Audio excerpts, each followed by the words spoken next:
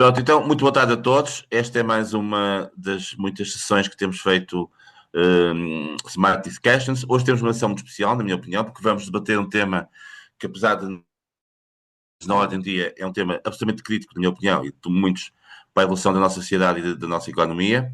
E vamos falar precisamente sobre o futuro dos mídias. Para isso, contamos com dois especialistas, o Paulo Faustino, meu amigo e também já agora meu editor, e que é conhecido de todos, e portanto é uma pessoa que tem feito um trabalho desde há muitos anos de investigação, de reflexão, é também professor universitário e portanto é também responsável por várias redes internacionais. Ele preparou uma apresentação que já teve ocasião de partilhar, que é de facto uma verdadeira análise muito exaustiva daquilo que é a situação que os mídias têm. Depois temos o Bruno Padinha, que atualmente trabalha no Grupo Empresa, desde há 2 anos, com funções muito executivas ligado à questão do digital e da ligação entre as redes, e portanto vai-nos trazer aqui uma perspectiva complementar. E depois teremos, como é habitual, uma discussão entre todos. Eu peço que depois, se quiserem, como é suposto fazê-lo, colocar questões, manifesta essa intenção. Só uma nota muito breve. Nós fizemos, no âmbito desta preparação, desta sessão, um inquérito de leitura de jornais. Ele já foi partilhado. Estão lá as conclusões e, portanto, eu não vou estar, obviamente, aqui a perder tempo com isso. 2 ou 3 notas. De facto, o inquérito alerta muito para esta dificuldade que hoje as pessoas têm em conciliar as suas vidas com a leitura de jornais. Essa é a primeira nota. E, portanto, há aqui a necessidade de reinventar uma espécie de disponibilidade das pessoas para a leitura e para a leitura periódica. Depois, esta dificuldade que há cada vez mais em juntar o papel e o digital e as redes e tudo aquilo que são as dinâmicas de informação que há. Portanto, há uma grande confusão sobre a informação e a forma como ela chega, e nas novas gerações isso é visível, portanto, as novas gerações não leem jornais, pelo menos no sentido tradicional que temos. E, finalmente, a terceira nota tinha a ver com a questão da relação que nós, enquanto cidadãos, temos com os jornais. Isso leva-nos ao tema das subscrições no digital, assinaturas. Pronto, há aqui também uma questão de fidelidade que é importante. Passo a palavra de imediato ao Paulo, agradecendo a disponibilidade e o esforço que teve em preparar esta apresentação. O mesmo em relação ao Bruno, e depois falaremos aqui logo a seguir. Bem, Jaime, muito obrigado. É um prazer, obviamente, partilhar aqui algumas ideias neste privilegiado grupo e pronto, e na sequência daquilo que tens vindo a fazer, um notável contributo para a cidadania em Portugal. Bom, eu vou tentar, obviamente, cumprir os 15 minutos, irei seguramente fazer isso. Também tenho 3 notas prévias obviamente, uma delas é, desde logo, que os slides, não vou cobrir os slides todos por razões de tempo, mas é uma informação que eu tive o prazer de partilhar e poderei, para quem ainda não tem, poderei também enviar a posteriori. Pronto, no fundo, vou tentar centrar nas principais ideias. Eu também gostava de referir, até por questões de honestidade intelectual, uma parte deste trabalho resulta também do estudo que eu estou a coordenar, no âmbito de um projeto mais global, liderado por uma universidade canadiana, Carleton, e financiado pela Fundação da Ciência Lá do Canadá. Portanto, eu fiz um relatório muito recentemente sobre Portugal, que vai estar disponível, aliás, já está disponível, que contém informação, alguma dela até, digamos, que não existia em Portugal. Bom, e portanto, também gostaria aqui uma nota prévia, sobretudo quando hoje assistimos a um conjunto de situações difíceis sobre o setor dos mídias, ter em conta que não ser, digamos, o cenário ideal que temos em Portugal hoje, apesar de tudo, temos um cenário mais ou menos equilibrado em termos de pluralismo e liberdade de imprensa, e vale sempre a pena relembrar o nome do Dr. Francisco Balsemão, que na verdade é um dos principais responsáveis por esta conquista, porque foi sempre um pioneiro em Portugal, foi sempre um empreendedor e sempre cresceu de uma forma orgânica, inovando internamente os projetos e projetos de referência. Muito têm contribuído para a democracia. Acho que vale a pena sublinhar isso. Portugal, apesar de tudo, não sendo um lugar fantástico, digamos, não está nada mal a nível da liberdade de imprensa mundial, enquanto 44 países está em nono lugar, no contexto da União Europeia está em 13º, desceu 2 ou 3 lugares face ao ano passado, nomeadamente num trabalho que que acompanha a monitorização do pluralismo de mídia na Europa, e que eu tenho o privilégio também de colaborar anualmente. Dito isto, eu aqui centrei nesta apresentação pelas limitações de tempo que estas circunstâncias sempre impõem, falar essencialmente dos grupos estratégicos, embora os problemas gerais sejam extensíveis a todo o setor dos mídias em Portugal. Mas eu tenho particularmente apreço também pelo trabalho que está a ser desenvolvido por muitas pequenas e médias empresas em Portugal, inclusive microempresas, do segmento, particularmente do segmento regional e local, sejam rádios, sejam jornais, assim como o papel da Igreja Católica, que tem tido um papel relevante na diversidade cultural e do pluralismo em Portugal. E, claro, um pilar central é o Serviço Público de Mídia, representado pela RTP. Bom, feitas estas 3 notas, pronto, vou começar a fazer aqui alguma contextualização e depois identificar alguns problemas e algumas sugestões do ponto de vista da política pública. De facto, Portugal é um mercado pequeno, com um mercado publicitário muito limitado, com uma taxa de leitura muito baixa comparativamente com os países do Norte da Europa. Do ponto de vista dos mídias tradicionais, a televisão tem vindo a reforçar. Aqui falo do mercado publicitário, não do ponto de vista necessariamente das audiências. É cada vez mais, a publicidade está cada vez mais concentrada na televisão, a imprensa tem vindo a perder substancialmente e a rádio também. As plataformas digitais, desde 2014, como o Facebook, Google, etc., a Amazon, têm vindo, de facto, digamos, a criar aqui uma disrupção muito grande e a capturar grande parte da publicidade, digamos, destinada às mídias digitais. Eu já vou, daqui a bocado, apresentar alguns valores. E, portanto, tudo isto, de facto, tem, entre outros fatores que irei descrever, tem colocado o setor dos mídias num problema estrutural problemático, particularmente os mídias tradicionais. Portanto, para além disso, para além da dimensão do mercado, é um setor altamente concentrado e que, em geral, funciona em regime de oligopólio. Não é muito diferente de outros países europeus. E também, apesar de tudo, não há propriamente o impacto que se considera verdadeiramente preocupante resultante dessa criação, dessa concentração. E, uma vez mais, aqui o Serviço Público de Mídia tem um papel importante. As empresas de mídia em Portugal continuam a estar muito dependentes da publicidade. Portanto, também têm pouca capacidade de investimento, porque, no fundo, de uma forma geral, estão a lutar pela sobrevivência. De um modo geral, são empresas muito endividadas e com baixa rentabilidade. Em alguns segmentos, nomeadamente da imprensa, digamos, regional e distribuição de imprensa fora do litoral e dos grandes centros urbanos, e mesmo dos grandes centros urbanos, hoje em dia existe um problema de distribuição, que é um assunto que se fala pouco, mas que importa muito. Inclusive, muitos locais onde havia distribuição de jornais foram substituídas por lojas de merchandising, daquelas lojas de gifts, etc. Portanto, hoje há, de facto, um problema de distribuição estrutural da imprensa em Portugal e isso também explica alguns problemas com os que o setor se confronta. Do ponto de vista de desafios económicos, de facto, observamos uma erosão do valor publicitário dos mídias tradicionais para as plataformas, como já me falei. Há uma concorrência cada vez maior pelo público. Não nos podemos esquecer que os mídias não concorrem apenas com os mídias entre si, concorrem com a atenção de outras atividades criativas e culturais. E, portanto, essa perspectiva nem sempre é tida em conta.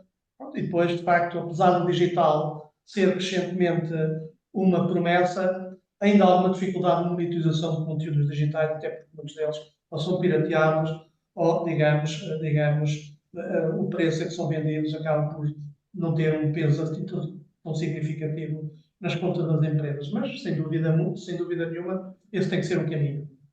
Portanto, tem que haver uma nova definição da cadeia de valor. Cada vez mais as empresas estão a tentar e bem criar modelos de negócios híbridos, independentes só da publicidade ou da venda do conteúdo ao consumidor, ao público. Bom, eu vou tentar, resumidamente, identificar 4 fatores que explicam, em certa medida, não só em Portugal, mas em outros países, o que é que está a acontecer, e alguns têm a ver com o caso de Portugal. Portanto, os mídias e a informação deixou de ser um produto com alguma distinção, tornou-se uma commodity, é um produto básico, e, portanto, e por isso perde valor. Observaram processos de intermediação, nomeadamente com a migração para as plataformas digitais, também perderam a sua importância, ou pelo menos parte da sua importância, enquanto suporte de promoção das marcas e suporte publicitário. Portanto, hoje muitas atividades fora dos mídias são feitas, são importantes e cada vez há mais investimento noutras formas de promoção fora daquilo que era no passado recente o investimento nos mídias tradicionais. Muitas empresas, sejam pequenas, médias, grandes empresas, estão elas próprias a criar as suas estratégias de comunicação, os seus suportes. Isso significa um maior controle daquilo que era em termos de comunicação e significa menos investimento publicitário para os mídias tradicionais. Pronto, também há a desmaterialização dos conteúdos, evidentemente, o online tornou-se central nisto tudo. Do ponto de vista da gestão, era um tema que eu gostava de abordar muito, mas não vamos ter tempo. Apesar de tudo, o negócio dos mídias tradicionalmente não tem tido uma gestão muito orientada para o mercado. Isso tem razões históricas, tem razões, enfim, isso está estudado na literatura, mas não vamos ter tempo para isso. A macrocefalia de Lisboa também não favorece o país, desde logo porque não permite criar mercados para outras regiões, inclusive o litoral, inclusive o Porto, ou mesmo outras regiões do Norte ou do Centro ou do Sul. Portanto, e esta macrocefalia muitas vezes ela própria nem é muito benéfica para as empresas de mídia principais, porque também ajuda a encarecer alguns custos a sua concentração na capital. Obviamente, todos os custos de contexto na capital são mais caros. Portanto, os mídias, de facto, estão a concorrer no mercado do tempo, que é disperso por cada vez mais pessoas, mais ofertas para passar o tempo, e o nosso tempo é um recurso cada vez mais caro. E, portanto, no fundo, isto explica um bocado esta crise dos mídias hoje em dia. Por outro lado, pronto, como eu tinha referido, do ponto de vista da gestão, há de facto alguma coisa, não obstante estes problemas crónicos e endémicos do mercado português e estas transformações globais que estão a tirar alguma capacidade financeira, económico-financeira aos mídias tradicionais. De facto, no caso português, digamos, é preciso. Obviamente que os grupos, o maior grupo já estão profissionalizados, mas há outras pequenas e médias empresas que ainda têm bastante trabalho a fazer do ponto de vista da gestão e do marketing, e portanto isso é fundamental, ter essa perspectiva. Isto tem razões históricas. Os mídias, como outras atividades culturais, sempre se deu um primado ao seu valor simbólico, ao seu valor cultural, muitas vezes em detrimento da gestão e da orientação do mercado, pela compensação que estas atividades trazem, ou de influência política, social, ou estatuto, ou simplesmente até de satisfação intelectual por criar uma obra ou um conteúdo, etc. E, portanto, isto está estudado na literatura e, portanto, é preciso ter em conta isto para tentar também responder aos mais exigentes que nos assolam hoje em dia. Eu aqui não vou, só isto lá para estarmos aqui 2 horas a falar, portanto, eu centrei um bocado aqui em alguma reflexão sobre os principais grupos estratégicos.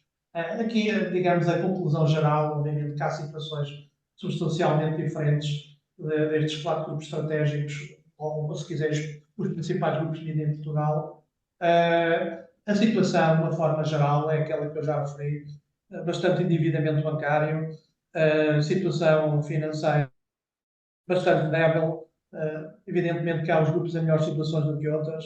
O Grupo Mídia Capital, apesar de tudo, no contexto dos privados, é o que está numa situação melhor. Mas, de facto, uma análise transversal aqui do setor destas 4 empresas permite-nos concluir que se trata de um setor estruturalmente endividado, muito alavancado no financiamento bancário, tipo financiamento externo, dívida, melhor dito. E, portanto, bom, digamos, há algumas preocupações, uns grupos mais do que outros. Eu tentei aqui fazer algumas ideias para cada um destes grupos, aquilo que me parecem ser, digamos, algumas perspectivas mais imediatas. Pronto, não estou aqui a trazer, porque estou aqui alguns colegas que trabalham na indústria e isto não é novidade para quem está, digamos, dentro da indústria. Obviamente toda a gente sabe que neste momento uma das situações mais complexas é o grupo empresa, que precisa rapidamente atrair investidores pronto, e também, digamos, isso implicará naturalmente rever algumas questões do ponto de vista da gestão orçamental e algumas prioridades em termos da conciliação entre os investimentos editoriais e as decisões financeiras. O Grupo Mídia Capital tem uma trajetória, portanto, digamos, alguns investimentos digamos, provavelmente vai tentar melhorar a rentabilidade por segmento e também, eventualmente, ver como é que pode-se melhorar a integração dos diferentes produtos que tem no seu portfólio e, mais recentemente, mais. A RTP, apesar de comparar muito bem a nível internacional, já vos vou mostrar um quadro, é dos países, é quase no primeiro ou segundo país da União Europeia com custo mais baixo por habitante do mídia. Portanto, isso é notável nesse aspecto, ao contrário muitas vezes do que se possa pensar. A RTP, de facto, comparativamente com aquilo que são os valores da União Europeia, digamos, tem um custo por cidadão muito baixo, o que não significa que não tenha necessariamente grandes desafios e ainda alguma margem para adotar algumas práticas e melhorar algumas práticas e rejuvenescer, sobretudo, o quadro pessoal, que significa cerca de 45% dos custos operacionais. Bom, a Mídia Livre tem feito também alguns investimentos, também, digamos, não tem uma situação propriamente preocupante, mas também não está folgada e, portanto, digamos, desafios de, digamos, ter alguma atenção, como qualquer empresa, mas o setor de mídia, como disse, é um setor provavelmente mais frágil comparando com outras indústrias. Bom, portanto, aqui a ideia central é que o setor, de facto, tem grandes dificuldades em se transformar sem políticas públicas de incentivo e criação de novos produtos com potencial para atrair novos públicos, incluindo estrangeiros. Isto leva-nos a outra questão, que é a questão da internacionalização que vamos tomar mais à frente e como é que nós podemos aprender com outras indústrias. Outro dado que gostaria de partilhar convosco tem a ver com a concentração do bolo publicitário na televisão. Eu já falei isso há bocado, entre 85% e 90% do bolo publicitário para as mídias tradicionais vai para a televisão. Isto é muito mau do ponto de vista da pluralidade de suportes de informação. É muito mau para a imprensa e para a rádio. Não há nenhum país na União Europeia que tenha uma situação tão grave como a dos Estados Unidos. Portanto, a televisão, de facto, capta toda a publicidade. Isso tem a ver com o facto de sermos um mercado super competitivo nas televisões e, portanto, os poucos recursos que existem são absorvidos pela televisão. Mas mais preocupante ainda é a publicidade digital que é captada pelas plataformas internacionais, e aqui falo publicidade digital nos mídias. Não existiam dados em Portugal, este estudo que eu tenho tido o prazer de trabalhar. Enfim, fizemos um conjunto de estimativas com base em algumas informações internacionais, algumas consultoras internacionais. Depois fizemos relações com o PIB, comparámos isto com países comparáveis com Portugal, como é o caso da República Checa, embora o PIB dele seja ligeiramente superior ao nosso, e chegámos a um valor robusto, que é o mercado em publicidade, mercado das plataformas digitais, no total, nos mídias, vale à volta de 620 milhões de euros, dos quais 62% vão para as plataformas internacionais. Google, Meta, Facebook, Amazon.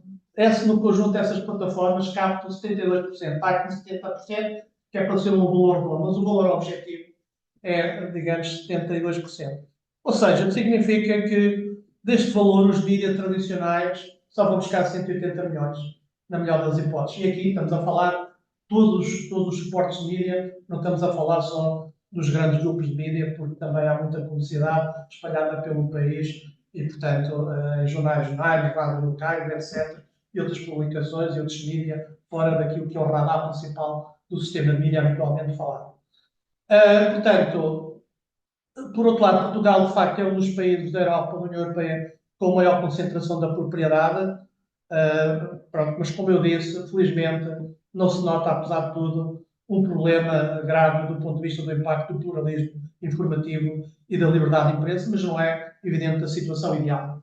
Mas pronto, nós temos todos, académicos, tento, e porque tenho ligação à indústria, tento também contextualizar estas situações e compreender as dinâmicas do mercado e os problemas estruturais do partido. Outra ideia que eu gostava de partilhar convosco e que me parece muito importante e que pode ajudar a desmistificar alguns mitos que possam existir em alguns pronto, os que aqui estão e outros que não estão, que é aquilo que eu referi há bocado, o custo do serviço público de vida em Portugal é verdadeiramente mais baixo do que noutros países. Há, aliás, uma métrica que, na minha opinião, não é feita a nível internacional, pelo menos nos estudos da European Broadcast Union, provavelmente comparam os custos do serviço público em Portugal com a TVE, por exemplo, com o operador principal. Mas eu acho que essa comparação, aí o custo é mais ou menos similar. Mas só que no caso de Espanha, particularmente no caso de Espanha, eles têm as televisões regionais, autonómicas, e essas televisões, só para termos uma ideia, a Catalunha tem um orçamento superior à RTP. E, portanto, na verdade, isto é dinheiro do Estado, dos mídias públicos. E, portanto, se somarmos a TVE ao valor das televisões autonómicas de Espanha, que é tudo, vem tudo do mesmo saco, independentemente de ser de uma região, vai ser do mesmo saco, então o valor, né, o custo por cidadão português, e os cidadãos não são todos, porque os formados e outras pessoas com problemas financeiros não pagam, têm a taxa social, é substancialmente muito baixo. Ou seja, o custo do serviço público de vida em Portugal, pronto, compara muito bem a nível internacional. Mas repito, isso não tira a legitimidade e a necessidade de se proceder e aprimorar em algumas práticas de gestão e organização empresarial do serviço público de vida. Outro aspecto que eu gostaria de partilhar convosco, que é um dos temas centrais desta apresentação, é uma provisão endémica das políticas públicas, porque sempre se olhou para o setor dos média e da cultura de uma forma geral, para a sua perspectiva simbólica e não económica, e não tem havido uma política industrial como ocorre noutros países. E basta comparar isto com outros setores da atividade económica, por exemplo, o têxtil ou outro, já nem vou comparar com o setor do vinho, que então aí era uma comparação bastante desigual, a favor dos mídias do setor criativo e cultural, mas este setor, de facto, no total, a rede dos mídias, a rede dos mídias, ou seja, a cadeia de valor e a rede dos mídias, que inclui também as suas conexões com a área, os serviços de mídia na área das telecomunicações, estamos a falar de um valor de 7 mil milhões. Se juntarmos outros setores da indústria criativa e cultural, estamos a falar muito mais de 10 mil milhões de geração de receita do negócio no país. Bom, isto é equivalente ao setor têxtil. E o setor dos mídias no conjunto, os mídias e a indústria criativa no conjunto, emprega, digamos, mais pessoas que o setor têxtil e vestuário. Bom, evidentemente que esta comparação vale o que vale, mas ajuda a ter uma dimensão concreta do impacto económico e social dos mídias. E por isso vale a pena ter uma política pública olhar para esta indústria numa lógica industrial, uma lógica diferente e não apenas da questão, digamos, simbólica que representa. E quando falamos disso, falamos que apoiar os mídias não é apenas defender a cultura ou o pluralismo da informação, é investir numa indústria e num futuro económico e social de Portugal. Há muitos aspectos que podemos aqui identificar, desde a sua importância para o soft power, para o posicionamento de Portugal na geopolítica internacional, para a atração de investimento estrangeiro, inclusive para a atração de turistas, porque se queremos subir na cadeia de valor, também temos que começar a oferecer melhores conteúdos na cadeia de valor do turismo, melhores conteúdos e melhores ofertas culturais, digamos, a quem nos visita. E, portanto, na verdade, mudar este mindset, não estamos a falar apenas de cultura ou informação, estamos a falar de economia, estamos a falar de uma indústria que emprega mais que o setor do têxtil e do vestuário. Portanto, do ponto de vista de desafios, evidentemente que há muitos desafios e apesar dos problemas e dos constrangimentos, temos que ter uma atitude positiva e tem sido um setor que tem revelado uma grande resiliência. Evidentemente que há, na minha opinião, sobretudo ao nível da internacionalização, problemas das indústrias portuguesas e também a dos mídias, porque nós, como falamos de Espanha, Inglaterra, nem França, uma parte do consumo ou do volume de negócio gerado também tem a ver com a capacidade de exportação. Em Portugal, todo o volume de negócios que eu falei não tem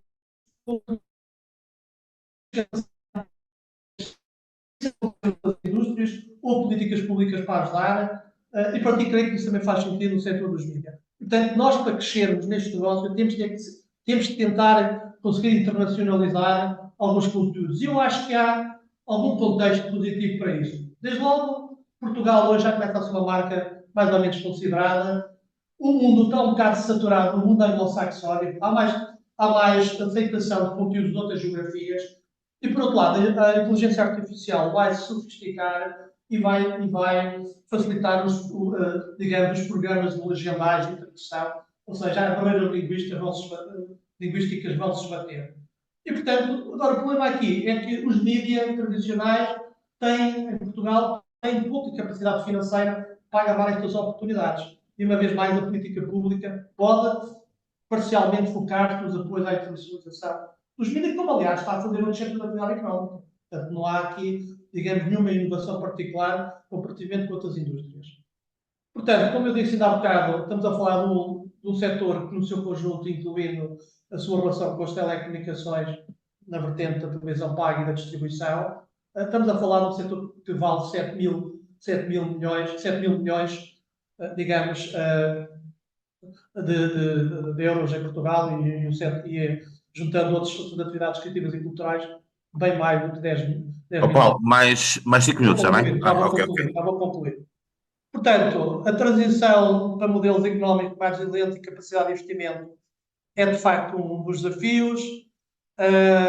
Não há dúvida nenhuma que o pluralismo tem um preço e nós, em Portugal, temos de ter consciência disso, como outros países. Os modelos de negócio têm que ser cada vez mais híbridos. Para termos uma ideia, em 20 anos, os apoios dos mídias foram menos 3% investido noutros setores. Mesmo aqui, alguns apoios são contabilizados que não deviam ser contabilizados, como a publicidade do Estado, que não é o apoio, é um serviço, mas muitas vezes contabiliza-se como apoio do Estado e, na verdade, é um serviço. Pronto, a RTP tem contribuído bastante para mitigar os problemas da concentração da propriedade, é um player central. A situação neste momento, de facto, é difícil e vai ser complicado, digamos, as empresas que não sejam líderes ou sublíderes, digamos, terem alguma capacidade de subir com alguma folga. E dito isto, para finalizar, a minha proposta é, digamos, como eu disse, criar um departamento, se quiserem, um gabinete, o que seja, obviamente com articulação independente do Ministério da Economia e articulação com a Cultura, um fundo, e aqui não estamos a falar de mais dinheiro, estamos a falar de o que já existe, gerir melhor o que já existe, e este fundo, este organismo, teria duas abordagens. Uma, para ajudar a gerir melhor os apoios que já existem, e outra, tentar atrair capital de risco, sobretudo para as empresas com maior potencial de escalabilidade, digamos, internacional. E, portanto, no fundo, eram estas novas ideias que queria partilhar Muito convosco. bem, Paulo, parabéns, Apresentação muito longa, parabéns mas pela excelente agradeço a apresentação. De vossa facto, atenção. isto é uma verdadeira lição sobre o que é que são os mídias em Portugal. Passamos de imediato ao nosso amigo Bruno. Força. Vou partilhar a minha apresentação antes de começar. Confirmem, por favor, se já estiverem a ver. Está ok, perfeito. Ok. Bom, muito boa tarde a todos. Muito obrigado, Jaime, pelo convite. Bruno, desculpe lá, pode ampliar o slide, não está ampliado. Deixa-me repetir, então. Por acaso acho que já estava no máximo, mas ponha no máximo. Agora está? Ok. Ok, obrigado, desculpem. Estava a agradecer ao Jaime pelo convite, ao Paulo pela brilhante apresentação que fez antes de mim. Já disse uma parte daquilo que eu iria dizer, mas ajuda também a enquadrar a minha tese. E obrigado a todos os que estão a assistir e espero eu a participar já daqui a nada, assim que eu terminar estas breves ideias que trago para partilhar convosco. Genericamente, a minha tese está organizada nestes 5 pontos. Um relacionado com o peço desculpa pelo anglicismo, mas não encontrei uma boa expressão portuguesa para traduzir job to be done, no fundo, a missão dos mídias, que no meu entender é imutável e que sempre estará lá para alguém a cumprir. Depois, passaremos ao que considero ser o desafio com o advento do digital, que já estamos a viver há algum tempo, mas que evolui todos os dias, e também, outra vez, mais uma expressão inglesa, peço desculpa, o conteúdo gerado pelo utilizador, no fundo, aquele conteúdo de mídia que é criado por não profissionais, ou pelo menos que assim origina, e que é um segundo desafio muito importante para os órgãos de comunicação social e as empresas de mídia em geral. Depois, claro, não podemos não falar de inteligência artificial, nos dias que correm estou a brincar, mas há de facto aqui um ângulo importante que complementa o desafio atual da comunicação social, tanto do ponto de vista de ameaça como de oportunidade. E depois passaremos à última ideia, e que no fundo eu creio que o futuro e o sucesso dos mídia depende da confiança e da relação que têm e que possam nutrir com os seus consumidores. Portanto, começando aqui pelo job to be done, a missão de uma empresa de mídia é, ou bem, informar, no fundo, satisfazer a necessidade humana de conhecimento, de compreender o mundo que está à nossa volta, e também, dependendo da empresa, no fundo, através de contar histórias, seja nos mais diversos formatos, contribuir para a saúde emocional, para a ligação social dos espectadores, dos ouvintes, dos consumidores em geral. E este job to be done é, quanto a mim, imutável e eterno. As pessoas sentem todas uma grande necessidade de serem informadas e de serem entretidas, e isso está bastante patente no consumo de mídia que é crescente. Isto, mídia no sentido lato. Estamos, sem dúvida, como o Paulo referiu, perante uma crise, naquele sentido também geral, que tem também um lado de oportunidade, não apenas uma conotação negativa, mas essencialmente o que assistimos, eu disse há pouco que o consumo de mídia é cada vez maior, isso é verdade, mas o consumo, digamos assim, tradicional, por exemplo, abrir um jornal, ligar um canal de televisão ou um canal de rádio, tem de facto diminuído porque tem se tornado muito mais abrangente, ou tem se diversificado muito as fontes, quer de informação, quer de entretenimento, que estão hoje em dia disponíveis. Por exemplo, no gráfico ali da direita do slide, veem que hoje em dia, quando alguém acende uma televisão, só metade das vezes é que é para o tradicional ver televisão, ou seja, selecionar um canal emitido por antena, e em praticamente metade das outras vezes, tanto pode ser para assistir a conteúdos de streaming, como YouTube, como ver outros tipos de conteúdos audiovisuais. Esta diversificação e esta fragmentação tem tido naturalmente um impacto nas receitas. Ainda há pouco o Paulo apresentou as receitas dos principais grupos de comunicação social, as receitas, perdão, o desempenho financeiro dos principais grupos de comunicação social em Portugal, e a pressão nos lucros e na rendibilidade dessas empresas, de facto, resulta principalmente deste impacto nas receitas. Com aquela diminuição da circulação ou audiência linear, ou seja, tradicional, as receitas de publicidade reduzem-se muito, muito seriamente, uma vez que muitos dos anunciantes têm à sua disposição muitos outros meios onde comunicar as suas marcas. Aqui acresce um desafio grande que o Paulo também mencionou, na publicidade digital, que está hoje em dia globalmente, não é um fenómeno apenas do mercado português, muito concentrada nas grandes plataformas tecnológicas, o Google, a Meta e outras semelhantes. Eu achei interessante os números a que o Paulo chegou no estudo que fez. Internamente aqui na empresa nós também procuramos extrapolar alguns valores e até concluímos uma concentração ligeiramente mais elevada ainda do que aquela que o Paulo apresentou, mas qualquer que seja o número real, que é difícil de determinar, é muito, muito grande. Aqui acresce a complexidade que advém de muitas dessas plataformas participarem noutras partes da cadeia de valor e terem por isso um controle. Se as receitas de publicidade tendem a diminuir ou estão constrangidas no seu crescimento, como eu referi, as receitas de subscrição, por exemplo, a assinatura de um jornal digital ou de uma plataforma de streaming, essas têm crescido muito globalmente, mesmo para os players locais têm também tido desempenhos positivos. No entanto, é difícil almejar a que esse crescimento substitua e compense o declínio das outras receitas por diversos fatores, alguns dos quais o Paulo referiu e outros que eu tenho aqui apresentado e que já vou detalhar é o fenómeno dos conteúdos gerados por utilizadores, digamos assim.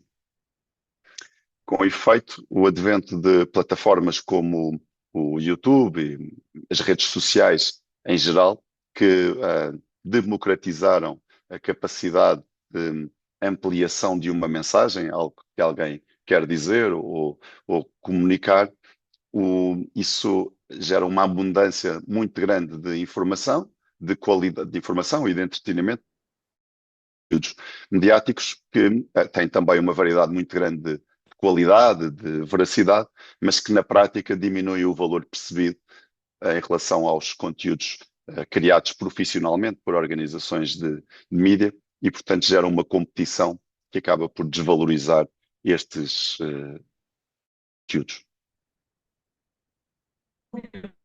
Este advento e esta realidade que vivemos hoje, em particular com redes sociais e plataformas como o YouTube, traz desafios acrescidos, particularmente para a área da informação. O fact-checking está realmente muito diluído. É, por um lado, muito difícil fazer para os órgãos de comunicação social,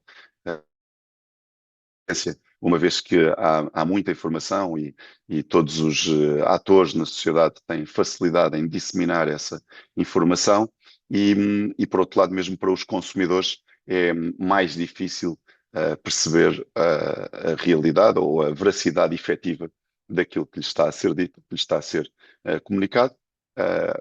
As fake news, as notícias falsas também se propagam hoje com muita facilidade, o que gera um problema adicional e, em geral, o que era o controle editorial na era pré-digital ou pré-redes sociais, hoje é muito difícil de conseguir. E isso leva, paradoxalmente, ou melhor, isso leva a um aumento muito grande da desconfiança dos consumidores em relação a toda a informação, incluindo aquela que lhes é comunicada pelos órgãos de comunicação social. E paradoxalmente, há aqui dois fenómenos, ou dois lados da moeda.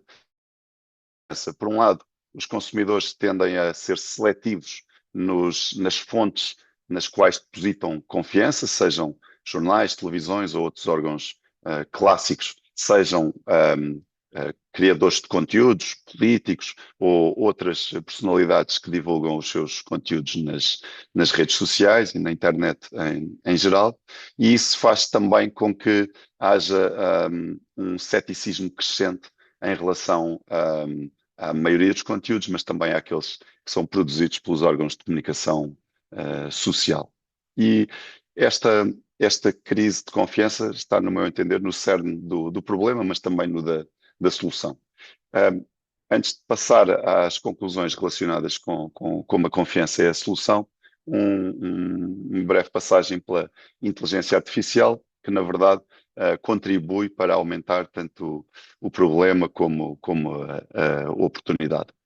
Começando daqui pelos aspectos positivos. A inteligência artificial, e em particular a inteligência artificial generativa, que é a vaga mais visível de tecnologias, nos últimos 2, 3 anos explodiu, constitui uma oportunidade muito séria para muitas organizações, mas em particular para as organizações de mídia, de melhorar a sua produtividade e o alcance do trabalho que fazem e do valor que acrescentam, seja através da automatização de tarefas mais repetitivas, que hoje em dia um jornalista ou um criativo pode conseguir com o recurso a estas ferramentas de utilização relativamente simples, seja na facilitação da pesquisa, da agregação, da interpretação de fontes de informação, que fica muito facilitada, seja noutras formas de apoio à criação de conteúdo. E, portanto, pela positiva, tecnologias de inteligência artificial, particularmente generativa, dão hoje em dia às redações e às direções de programas uma capacidade muito grande, um músculo adicional para desempenharem o seu trabalho e cumprirem a sua. Por outro lado, em particular o advento dos chatbots, como o ChatGPT, que é talvez o mais famoso, mas há um conjunto deles hoje em dia que é frequentemente utilizado, trazem uma mudança muito grande no paradigma da comunicação social digital. Até hoje, esse mercado é dominado pela pesquisa, em particular por empresas como a Google, e há um acordo não escrito, digamos assim, uma espécie de contrato social, em que essas empresas organizam a informação e facilitam a pesquisa, aproveitando os conteúdos que são gerados, seja por profissionais ou por utilizadores, mas contribuem com atrair visitantes para esses sites, que por sua vez podem permitir às empresas que os geram ou às entidades que os gerem geração de receitas, seja de publicidade, subscrição ou outros. Com o advento dos chatbots, está a assistir-se a uma migração da experiência de pesquisa, digamos assim, para o diálogo com um destes chatbots, e isso significa que muitas vezes o utilizador de um chatbot consegue ser necessidades de informação sem chegar a visitar a página do jornal ou de outro criador dos conteúdos em que a resposta se baseou, e, portanto, essa desintermediação tem um impacto muito negativo no potencial de receita, para não falar no facto de que ainda é uma discussão que está a ser tida, mas na prática é uma forma, diria, desequilibrada, para dizer o mínimo, de dar atenção aos direitos de autor e remunerá-los convenientemente. Portanto, com esta aceleração, em particular da inteligência artificial, mas com o desafio digital que já vem de há mais tempo, a solução, no meu entender, seja em mercados internacionais, como aqueles que o Paulo aludiu, como áreas a que as empresas podem almejar, seja no mercado local, no mercado nacional, no meu entender, a oportunidade mais importante que pode ser explorada pelas empresas de mídia assenta na confiança. Se virem nestes gráficos, ainda há uma grande preferência por consumir, neste caso, televisão, mas meios de comunicação tradicionais, para certos tipos de conteúdos, por exemplo, atualidade, quando acontece algo muito bom ou uma desgraça, as pessoas tendem a confiar nestes órgãos de comunicação social. Quando está a acontecer um evento, como um jogo ou outro tipo de evento desportivo ou cultural, também há uma preferência por isso. Por outro lado, da direita vem que as pessoas, os consumidores atribuem muita confiança ao valor percebido de uma marca quando o vem anunciado no meio destes. E, aliás, não precisamos destes gráficos internacionais, porque o inquérito que conduzimos dentro do Sharing Knowledge, justamente, ou curiosamente, demonstra que o principal fator que determina a seleção neste caso, um jornal, segundo as pessoas que responderam a este inquérito do nosso grupo, é a isenção e a credibilidade, o que mostra que a solução, no meu entender, e concluir para este grande desafio digital é um foco na relação diretamente na obtenção de receitas relacionadas com subscrição e, claro, um foco na qualidade do conteúdo que suscite aquela confiança que os consumidores demonstram pela qual estão. Inovação e personalização ao outro lado desta moeda, uma vez o meio digital presta-se a uma personalização muito maior do que os meios tradicionais, de jornal, televisão, rádio, por aí adiante. E, certamente não o menos é importante, a questão da transparência que ajuda a edificar a confiança que será a base de qualquer entidade de comunicação social, player dos mídia, qualquer que seja a sua configuração. Muito bem, fantástico, Bruno e Paulo. E agora vamos entrar então no período de discussão. Como sabem, quem quiser colocar questões, que faça essa intenção. Enquanto não fazem, nós temos aqui pessoas ligadas ao setor, como já foi dito, e serão naturalmente protagonistas de algumas questões. A ideia é juntarmos grupos de 3, 4 questões, 3, e depois os nossos oradores respondem. Eu se calhar começava para ser diferente aqui com a Carla Chouzal. A Carla já teve responsabilidades há uns anos na RTP, e portanto é uma pessoa que também acompanha muito este contexto. Carla, não sei se queres fazer algum comentário ou colocar alguma questão aos nossos oradores. Não, não tenho assim nenhuma questão. Acho que de facto é um grande desafio e, sobretudo, fico sempre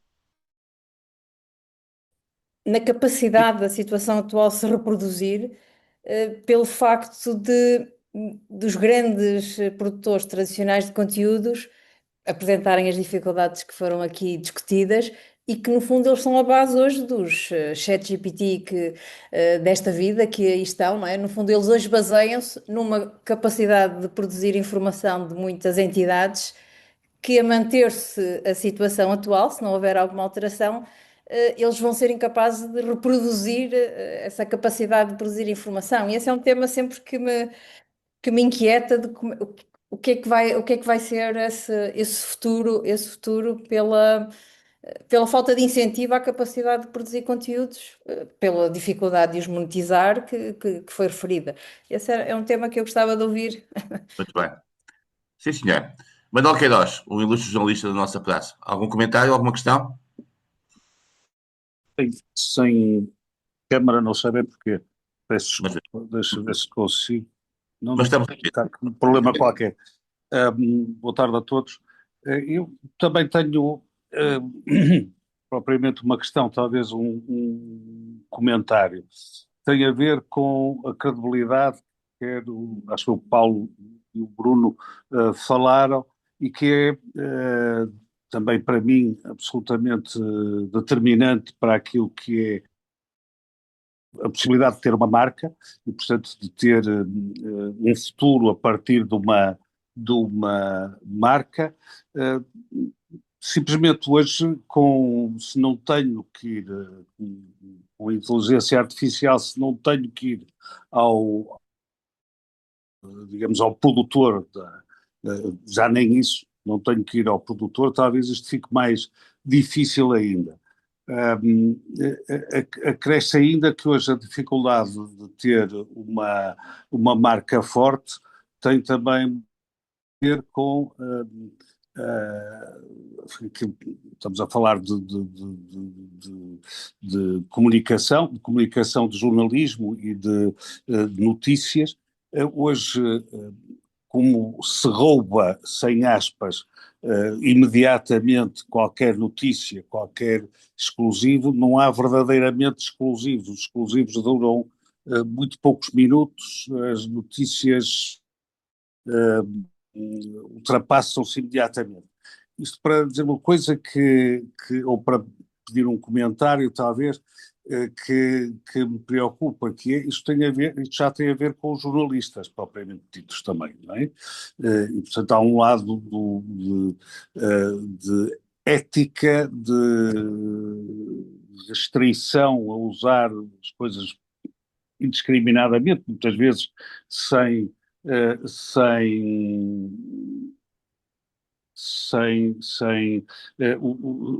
nomear o produtor da notícia, que os jornalistas devem ser chamados a valorizar cada vez mais, porque senão desaparecem no meio desta imensidão que ninguém sabe, marcas em que não há o mínimo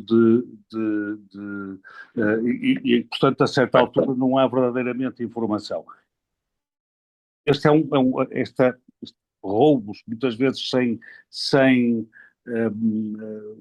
referir quem deu a primeira notícia, são algo que me preocupa muito especialmente nisto.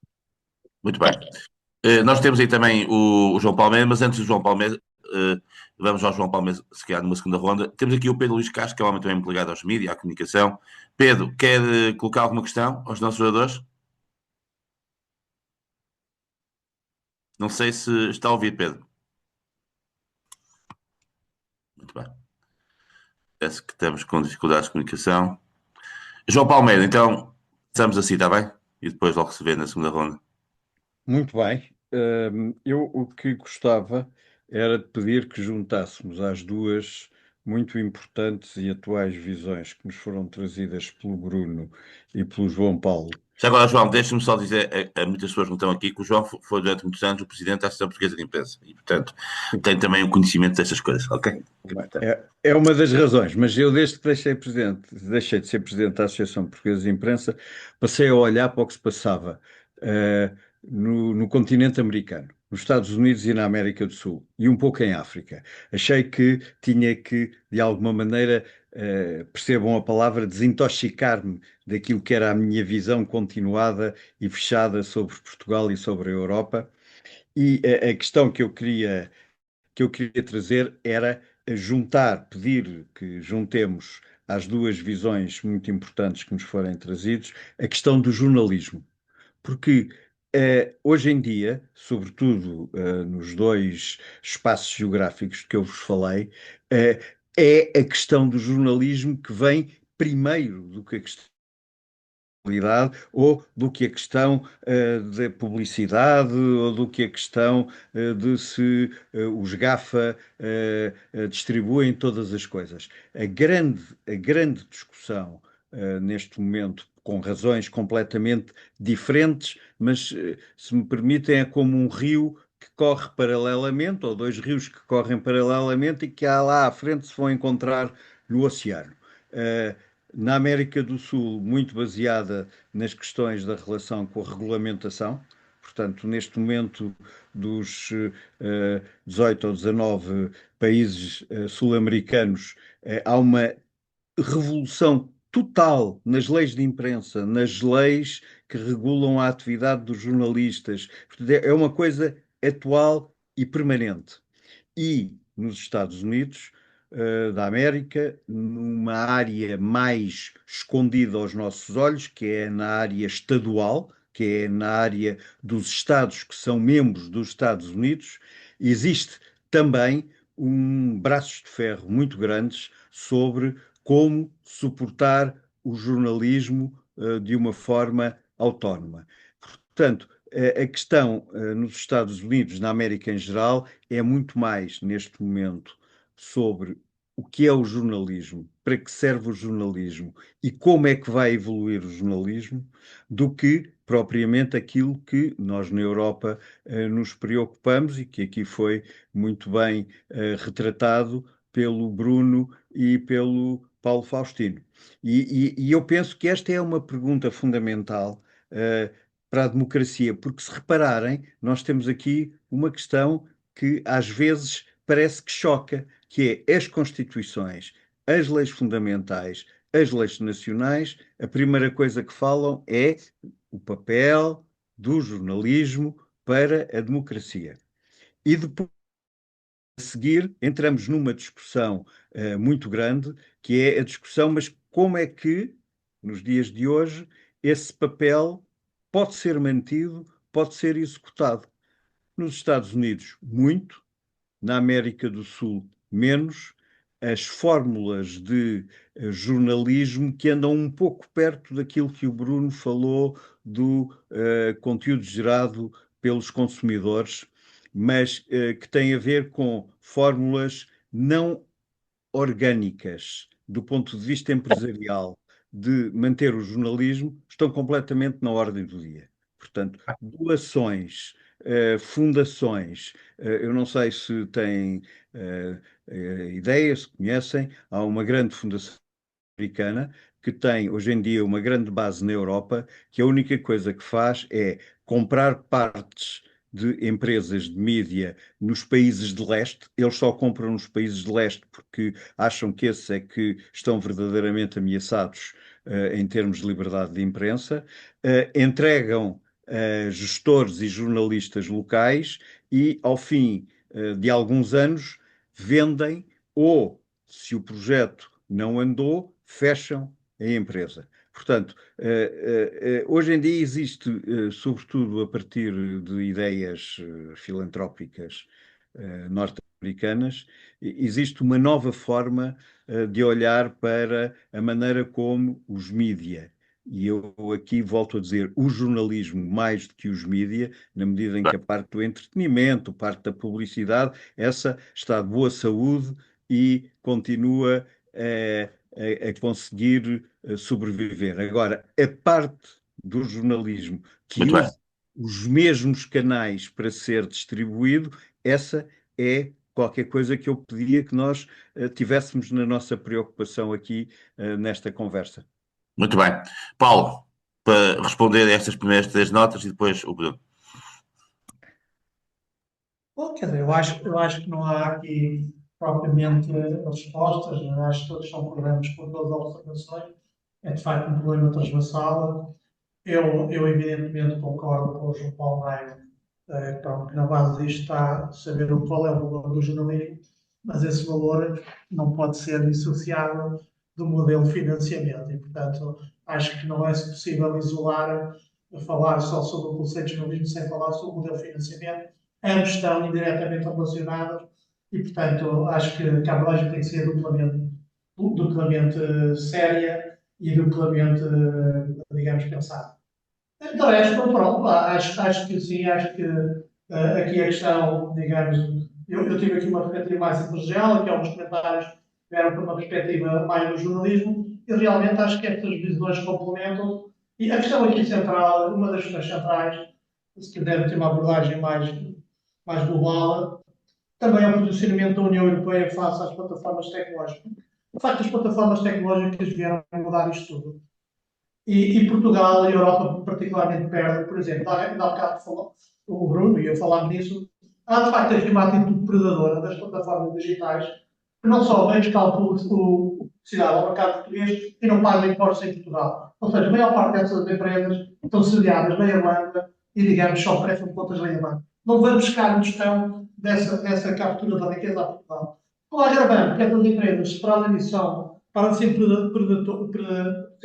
uma atitude predatória, são empresas que, no fundo, digamos, roubam conteúdos para associar à publicidade e não pagam direitos de autor. Portanto, os mídias tradicionais perdem em duas grandes linhas. E, portanto, isto só pode, digamos, resolver com a regulação. A Europa, há algum tempo, que anda a dizer que vai tomar medidas e não sei o quê e tal. Eu tinha alguma expectativa com digamos, com estas decisões do Trump, que houvesse uma moeda de troca. A União Europeia não precisa, até porque os alemães estão a perder muito com isto e os franceses. E, portanto, é um mercado que está, de facto, a colocar uma fragilidade tremenda a Europa. Os outros países sabem deles próprios, digamos, mas têm atitudes regulatórias, digamos, não têm que ter uma posição concertada como a Europa tem. Mas eu acho que a União Europeia não está a ter uma posição corajosa, porque isto está, de facto, a prejudicar a Europa, está a prejudicar a economia e está a prejudicar a afirmação cultural e o soft power europeu. E, portanto, eu não percebo como é que se continua nesta indefinição da aplicação de taxas às plataformas digitais. Muito bem. Bruno, por favor. Bom, concordo com o Paulo, agradeço as perguntas, acho que são todas as perguntas e comentários são questões pertinentes. Há aqui um ou dois aspectos que acho que posso contribuir para o debate. Um é desta relação com as plataformas digitais, a pergunta que a Carla colocou, e também, no fundo, a definição do jornalismo, o que é que ele é exatamente e para que é que serve, como o João Palmeiro referiu. E eu penso que felizmente, o mercado poderá resolver este problema que estávamos a aludir, que a União Europeia deveria regular, porque a inteligência artificial generativa teve uma primeira fase em que realmente utilizou, em alguns casos com direitos, noutros casos sem direitos ou de forma mais obscura, os conteúdos que existem na internet, muitos criados por empresas de mídia para treinar e para ensinar os seus modelos de linguagem natural a falar, digamos assim, e a aparentemente raciocinar, e portanto o licenciamento dos conteúdos que foram utilizados para esse fim, provavelmente já é um tema do passado e difícil de resolução, mas há uma outra utilização. Eu não sei qual é a expressão em português, já procurei, mas disse grounding em inglês e que no fundo tem que ver com sustentar uma resposta. Ou seja, quando hoje eu pergunto a um chatbot, imaginemos o que é que se passa em Gaza, ele por um lado tem de entender a minha pergunta e tem de ser capaz de falar em português ou na língua que eu me dirigi, mas por outro lado tem de saber o que é que se passa em Gaza, ou tem de ter informação relevante para me dar essa resposta. E como penso que foi a Carla que referiu, para que os chatbots continuem a funcionar, é preciso que alguém, particularmente jornalistas, continue esse tipo de informação, a fazer o trabalho no terreno e a chegar aos factos e a reportar esses factos. Portanto, um debate interessante que está a haver do ponto de vista de mercado, não de regulação, é o licenciamento dos conteúdos jornalísticos para grounding, ou seja, para sustentação das respostas dos chatbots. Há várias experiências, acho que não há ainda uma solução, mas mesmo as plataformas digitais, não apenas as que referimos, mas, por exemplo, também a Microsoft, estão a aproximar-se dos produtores de conteúdos e a iniciar esses diálogos. Portanto, eu acredito que se vai encontrar um modelo de remuneração que seja equilibrado, porque, como a Carla referiu, no dia em que não houver jornalistas, também os chatbots vão ser menos valiosos e menos interessantes, porque não sabem dar respostas sobre. Em relação à pergunta do Manuel Queiroz, queria só comentar que essa é de facto um dilema grande neste mundo em que exclusivos já não são exclusivos, acho que foi a sua expressão. Eu creio que aquilo que estamos a assistir e que na prática terá de ser a estratégia de qualquer órgão de comunicação é decidir se está no mercado do imediato, digamos assim, e, portanto, se quer realmente ser o primeiro a dar a notícia, e há um espaço para ser ocupado por esses, mas é pouco o espaço, no entanto, é viável se tiverem a capacidade e as características certas, nomeadamente uma presença grande nos setores que estão a cobrir.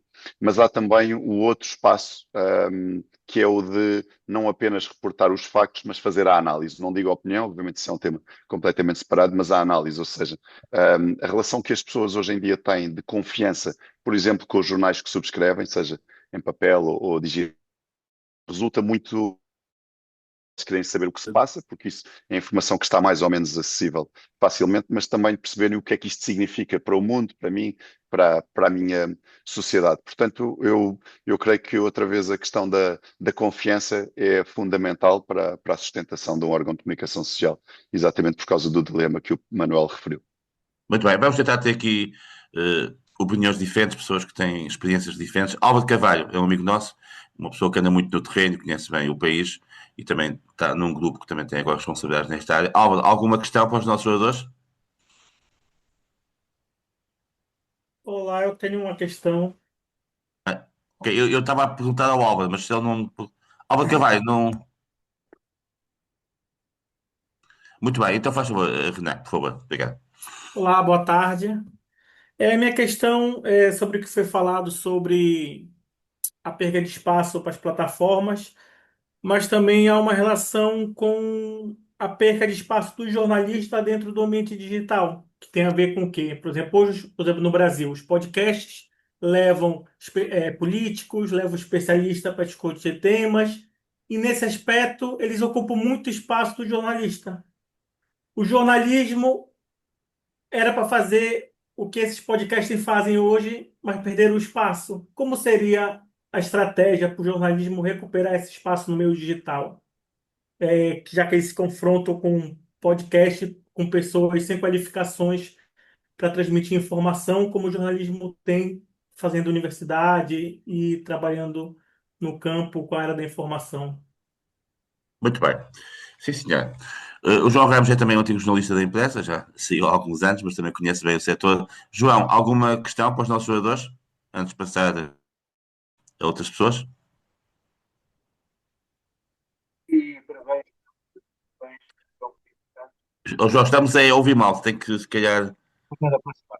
Eu estava a dizer que, apesar de dar os parabéns pelas apresentações, ao Paulo e ao Bruno, eu de facto fui jornalista durante mais de 30 anos, 27 dos quais foi no Expresso, e tenho acompanhado, enfim, este processo de alguma diria, decadência do modelo de negócio que os meios de comunicação social têm sofrido. Eu tenho questionado por vezes, e talvez essa é a questão muito clara que eu queria colocar aos nossos oradores, era seria possível encontrar um modelo de financiamento público que ajudasse a que os jornais pudessem desempenhar, jornais e outros meios de comunicação social, o seu papel na democracia, mas esse financiamento público teria que ser, digamos assim, independente, ou pelo menos não tornar os órgãos de comunicação social dependentes do Estado, ou seja, encontrar aqui um modelo em que eles conseguissem ser sustentáveis através de algum financiamento público, mas sem eles ficarem dependentes enfim, de obedecer ao poder político, nomeadamente. É uma questão muito simples que eu queria colocar. Muito bem. Nós temos também aqui o Luís Marques. Eu não sei se é o Luís Marques que não estou a ver.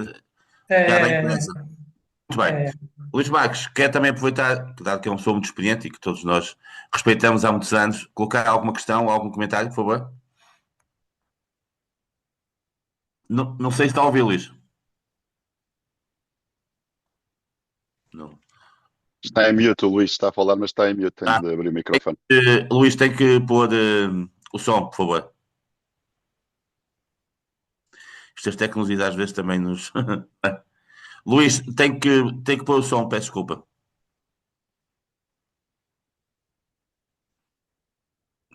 Parece-me que não. Muito bem. Então, se calhar, passamos depois ao Luís. Ele não está a conseguir, para não, Bruno, é que eu não estou a ver. Não, estou a ver que eu vou tem. ligar ao Luís, vou ligar. Pronto, ok. Isabel Correia, quer colocar alguma questão? Alguma nota? Estamos aqui também consigo. Eu gosto. Não, tem é que pôr o som também, peço desculpa, tem que pôr o som também. É que isto sem som não funciona. Muito bem. Olá, viva a todos. Eu quero dizer que as duas intervenções gostei muito. A primeira foi uma análise excelente, que nos permite ter uma comparação bastante interessante e, enfim, tirar algumas conclusões, não só da situação dos mídias em Portugal neste momento, como com aquilo que se está a passar na Europa e noutras questões do mundo. Fiquei também muito sensibilizada relativamente à questão da confiança e do futuro, que o Bruno Padinha trabalha. Eu penso que o jornalismo, como alguém aqui já referiu, é efetivamente um dos problemas com maiores dificuldades e penso que a confiança pode, eu acredito que é até talvez um fator, um capital que algumas empresas, e em Portugal nós temos, nomeadamente naquelas que falamos, têm forte e que podem defender, estabelecer um papel bastante positivo para o jornalismo continuar, enfim, jornalismo feito com condições deontológicas, critérios e da Bem, melhor maneira, muito essencialmente bem. é isso. Sim, senhor, muito bem. Uma nota muito oportuna. Luís Marques, não sei se agora já consegue pôr o som para depois passarmos aos oradores.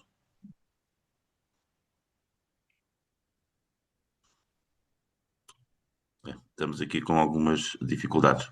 Estão-me a ouvir agora? Sim, sim, já está. Sim, Sim, senhor. ouvimos, Luís. E tem uma imagem muito bonita no final. Não, o problema é esse. O problema é esse, sabem que eu parece que estou em São Francisco, mas não, eu estou no meu escritório, no meu gabinete, aliás, só que eu em tempos carreguei, sou um analfabeto tecnológico, carreguei no botão, apareceu-me esta imagem e ficou para sempre, agora não consigo tirá-la, portanto, eu parece que estou sempre em loja.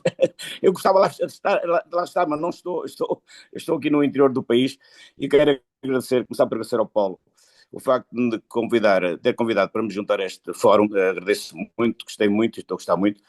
E desde logo dar os parabéns ao Paulo e ao Bruno pelas excelentes intervenções que tiveram. Foram muito oportunas, muito atuais, com muita boa informação, e ficamos sobretudo mais ricos com o que ouvimos e com o que estamos a discutir. O tema é muito vasto e, portanto, é muito difícil escolher um dos ângulos de abordagem. Podemos falar do jornalismo, podemos falar dos médias, da crise dos médias, e, enfim, tudo isso sabe pano para mangas. Mas eu tenho uma visão um pouco mais otimista do que a generalidade das pessoas, relativamente a estes temas eu quero só dar aqui um dado que é relevante para a nossa discussão e ao mesmo tempo para para o tema que eu gostaria de abordar, que é muito rápido, não vos vou tomar muito tempo. A indústria dos média, com todos os problemas, tanto que já aqui foram abordados, é a terceira ou quarta grande indústria da história, tanto da humanidade. A vaga de investimento neste setor, das indústrias criativas, supera a da indústria da ferroviária, no final do século XIX, princípio do século XX, depois da indústria automóvel, e está a crescer, continua a crescer. As últimas estimativas antes da pandemia é que esta indústria crescesse cerca de 15% ao ano até 2030, e eu não tenho agora dados mais atualizados, o Bruno deve os ter, eu não tenho. Na realidade, a pandemia fez com que, portanto, essas perspectivas até que tanto aumentassem, portanto, a expectativa do crescimento das indústrias, tanto criativas, aumentou.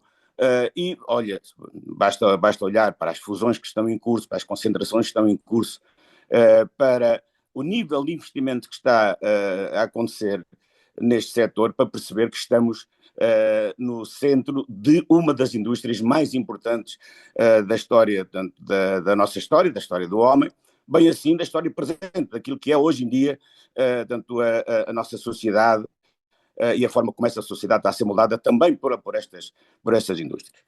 E é exatamente nesse ponto que eu gostaria de abordar aqui um tema que, de alguma forma, o Paulo referiu no final da intervenção, que é a forma como os poderes públicos e como Portugal, Portugal na aplicação de políticas públicas relativamente a este setor, tem falhado rotundamente. O último falhanço foi o plano pós-média do governo apresentado o ano passado já este ano, aliás, pelo governo anterior, não este, pelo anterior, que se traduziu num falhanço lamentável, e que é a consequência de uma ausência de uma visão transversal aos privados e aos públicos relativamente a como é que Portugal se podia posicionar para ocupar um papel relevante na indústria, das indústrias criativas. Desde a última vez que em Portugal houve uma visão integrada foi em 2002, por iniciativa do ministro Moraes Sarmento, que apresentou um plano chamado As Grandes Opções do Audiovisual. Era um plano bastante ambicioso, vasto, que incluía a reestruturação da RTP, que foi feita, mais, portanto, um conjunto de interações entre o serviço público e os privados, que se traduziam na diminuição da publicidade do operador público, e outro tipo de iniciativas que não vou agora aqui, portanto, enfim, especificar, porque eram muitas. Depois disso, e passaram 20 anos, 20 e tal anos, tudo mudou. Quando o plano foi feito, não havia Google, não havia Facebook, não havia nada disso, e Portugal ficou na mesma. Não houve nunca mais um pensamento que atualizasse esse plano e esse programa e posicionasse Portugal para ocupar um lugar que podia ser um lugar relevante neste setor e nesta indústria e que podia ser importante tanto para a oferta pública como para a oferta privada, tanto para o operador público como para os operadores privados. E provavelmente podia ter ajudado a resolver alguns dos problemas que os operadores privados de televisão têm, os jornais têm, e outro tipo de tanto agentes económicos deste setor, tanto que vivem em muitas dificuldades. Eu recordo o seguinte: o tempo que ficou mais ativo nesta atividade, tinha apenas 2 media centers, um em Barcelona e outro em Madrid. Neste momento, se as minhas contas não falham, deve ter à volta de 9 ou 10 media centers, os chamados hubs de produção. Cada um desses media centers tem, no mínimo, 10, 12 e alguns até 14 e 15 estúdios de produção. Produzem para todo o mundo. A Netflix tem, como vocês sabem, portanto, perto de Madrid, um centro de produção que neste momento já tem 7 ou 8 estúdios, todos eles com 2.000 metros quadrados e com alta tecnologia. Portugal não tem nenhum. Hoje em dia, dados relativamente recentes, as indústrias criativas representam para o PIB inglês 8%, Itália 7%, França à volta de 6%, A Espanha também à volta de 5% e Portugal está um bocado atrás, andará à volta dos 4%. O que significa que temos um longo caminho para percorrer. E é pena que tenha havido até agora um grande falhanço, ou falta um grande falhanço do Estado e uma falta de visão das políticas públicas neste setor. Podia ter claramente congregado esforços com os privados, com o setor privado, com o capital privado, com o capital internacional e posicionar Portugal para ser também um player de produção. Desde logo porque temos excelentes condições de clima, excelentes profissionais, temos know-how, temos tecnologia e temos tudo reunido, portanto, todas as condições estão reunidas para que isso pudesse ser feito. O plano que foi apresentado este ano era um plano com boas ideias, poderia ter contribuído para resolver alguns dos problemas que, não todos, naturalmente, mas alguns dos problemas que neste momento temos em mãos e que já aqui foram discutidos, e infelizmente, por uma má gestão política, no meu entender, acabou por resultar num grande fiasco, e isto não augura nada de bom para o setor, e infelizmente. É um comentário, não, enfim, não é. Muito bem, Luís. O Paulo, eu discuti estes temas com o Paulo e o Paulo seguramente. Eu sei. E foi muito importante ele aqui connosco, porque é uma pessoa que todos admiramos e é um grande profissional há muitos anos. Temos aqui connosco também a Luísa, que é uma pessoa também que teve grande experiência nesta área, foi CFO da RTP. Luísa, um pequeno comentário, alguma questão? Obrigada, Jaime. Eu gostei muito obrigada, João Paulo, muito obrigada, Bruno. Eu confesso que, assim, na vertente mais prática,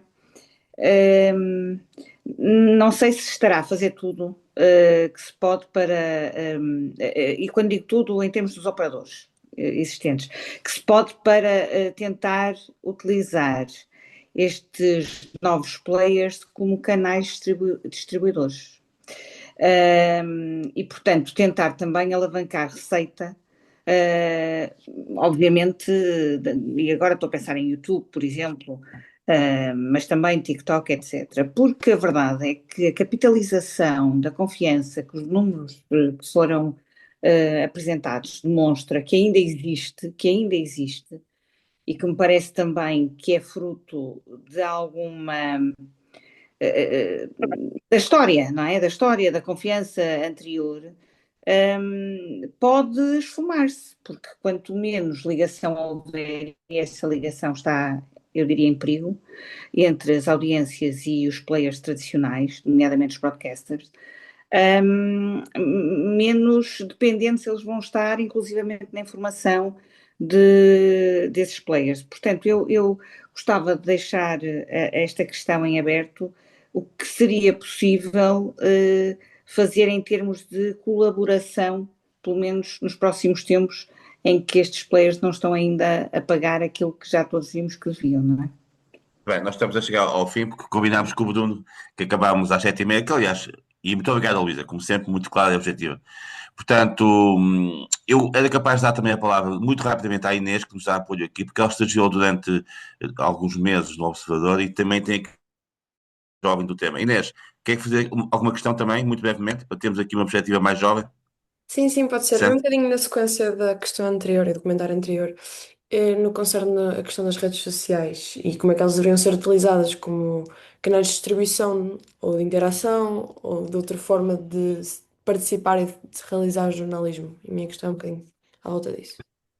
Então agora se calhar passamos ao Bruno e depois acabamos com o Paulo. E muito obrigado a todos também pela presença e pela participação. Muito obrigado pelos comentários e pelas questões. Eu vou partilhar também uma outra ideia que me foi suscitada pelas vossas questões. Certamente não tenho resposta para todas. Talvez começando aqui pela Inês, só porque está mais presente. As redes sociais são, sem dúvida nenhuma, hoje um dos locais ou canais onde as pessoas consomem mídia e, portanto, nenhuma empresa de mídia pode ignorar isso. E é necessário estar lá e usá-las para disseminar os nossos conteúdos. Dificuldade, a monetização que seja sustentável para os custos de produção que temos, não é viável nas redes sociais no mercado como o português, com muito poucas exceções, e, portanto, no meu entender, o papel das redes sociais para um órgão de comunicação social é ampliar o público e a audiência a que chega e daí gerar novas relações de confiança que pode ter depois mais diretamente com esse público. Mas certamente isto não é a receita para as redes sociais e é um tema muito mais vasto do que a minha resposta poderia abarcar. Um, Em relação, voltando aqui, eu espero não me ter escapado de nenhuma pergunta. Se calhar ligado com este, o Renan Cunha tinha feito a menção aos podcasts. Eu acho que os podcasts são, outra vez, mais um meio. Tem, de facto, algumas das dificuldades que mencionámos nos outros meios, o facto de haver conteúdos gerados por utilizadores e que parece jornalismo, mas não é jornalismo, por exemplo, corretamente feito, é de facto um desafio. Mas os podcasts, mais uma vez, são um meio de grande consumo e que tem tido cada vez mais adoção pelos consumidores e por isso acho que não há como uma empresa de mídia não estar lá na empresa, mas também alguns dos outros players no nosso mercado temos explorado esse mercado. Nós temos hoje dezenas de podcasts, utilizamos-los também na nossa relação com os anunciantes. E, portanto, acho que não é exatamente apenas uma ameaça, é também uma oportunidade e permite-nos, por exemplo, a nós, empresa que não temos uma rádio dita tradicional, na prática estar também num meio que permite uma relação muito específica com os ouvintes, neste caso, mas com os consumidores em geral. Em relação às questões da estratégia pública e do financiamento público, pelo menos o que o João Ramos referiu e também aquilo a que o Luís Marques aludiu, eu sou um firme crente na iniciativa privada, concordo que há um espaço muito importante, particularmente de regulação, e outro para o Estado, mas eu penso que a resposta de facto pode ser assente no que o Luís disse. Há aspectos que um país pode tornar diferenciadores para todos os players que lá operam, sejam públicos ou privados, e portanto isso acho que é um exemplo de medidas que fazem todo o sentido, que são muito valiosas, principalmente porque não distorcem o mercado, permitem na mesma a cada um dos players, seja ele público ou privado, atuar e diferenciar-se, e portanto eu diria que qualquer modelo de financiamento público que tenha sucesso e que mantenha a independência que o João Ramos referiu, é bem-vindo, eu diria, desde que não distorça o mercado e que permita a cada empresa depois ter, a cada organização, peço desculpa, ter sucesso consoante a qualidade do trabalho que faz. E eu penso que toquei nos pontos todos, mas se me esqueci de alguma questão. A última nota da Luísa, que foi uma questão com o que é que claro. ainda se pode fazer mais. Claro que sim, peço desculpa. É uma questão muito premente. Luísa, acho que é muito premente. Porque de facto para começar por aí.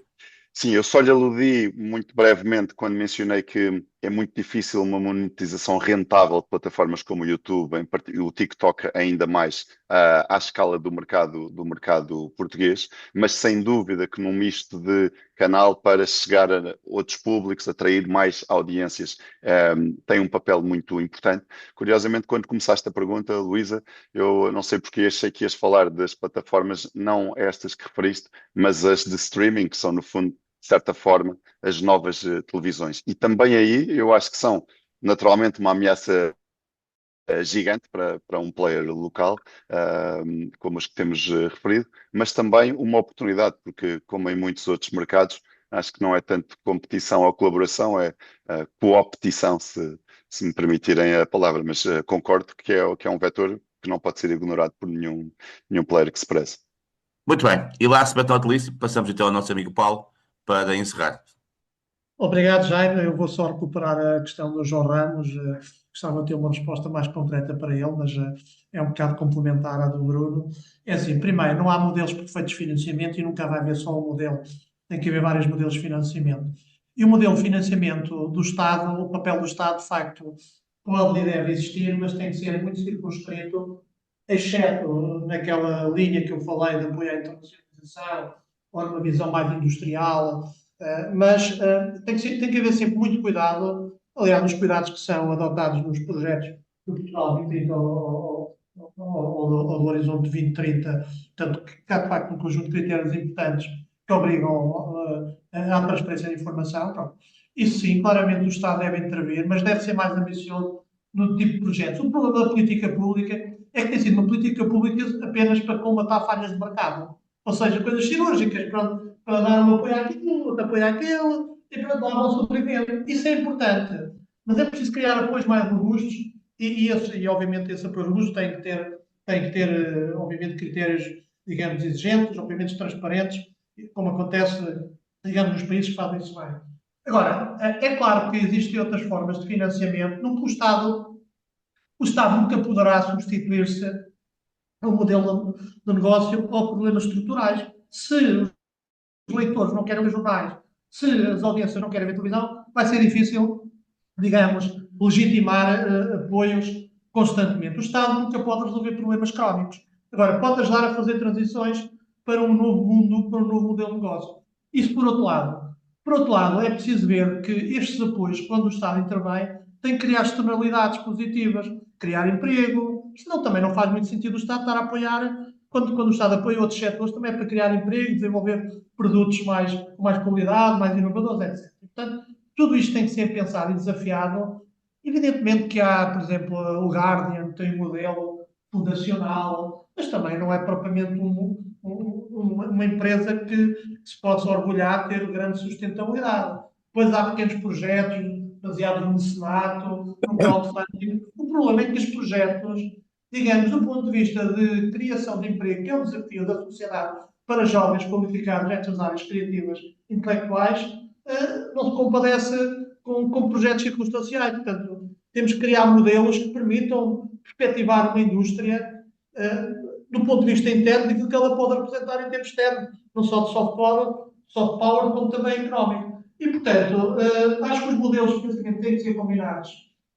Alguns para combater falhas de mercado, que já existem, mas deviam ser alargados, e outros para, digamos, uma alavancagem industrial. Isto não significa mais dinheiro, significa o melhor aproveitamento daquilo que já existe, inclusive apoios para combater falhas de mercado, ser melhores geridos e melhor aplicados, e outros no Portugal de impinta que, de facto, simplesmente não são utilizados ou são mal utilizados, e as indústrias criativas, e nomeadamente os mídia, não têm tido acesso a algum desses apoios, porque os códigos de atividade económica, por vezes, têm algumas limitações. Está todo aqui um trabalho, também de legislação, que era importante fazer. Portanto, meu caro Ramos, gostava de dar uma resposta mais objetiva, mas as soluções têm que ser combinadas. Não há uma solução única. Portanto, o Estado não pode, deve, mas não se pode substituir totalmente aquilo que é um problema estrutural do mercado. Muito bem, terminamos às 7h30. Dá nota de que isto é um tema que não vai morrer aqui. É um tema absolutamente crítico e faremos no futuro outras sessões. Muito obrigado a Paulo, muito obrigado a Bruno e a todos que estiveram presentes. Obrigado também. Obrigado a todos. E muitos parabéns a todos pela belíssima sessão que tivemos. Com licença, eu vou desligar, está bem? Obrigado.